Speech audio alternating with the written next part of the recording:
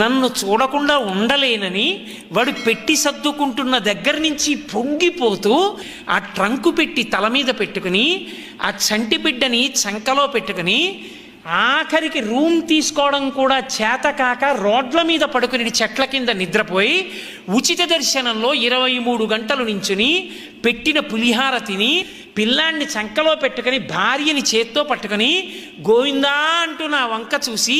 ఇచ్చిన ఒక్క లడ్డు గోటితో కూడా గోకి నోట్లో వేసుకోకుండా నలుగురికి పంచిపెట్టి అప్పుడు తాను కళ్ళకత్తుకు తిని గడ్డం చేసుకున్నవాడున్నాడే, ఆ అమాయకుడైనటువంటి భక్తుడు పరమ ధార్మికంగా తనకున్న 2 ఎకరాలతో బతుకుతున్నవాడున్నాడే, వాడు తెచ్చిన హుండీలో వేసిన పావలా కాసు వెతుక్కు వెతుక్కు తీసుకుంటా లక్ష్మి.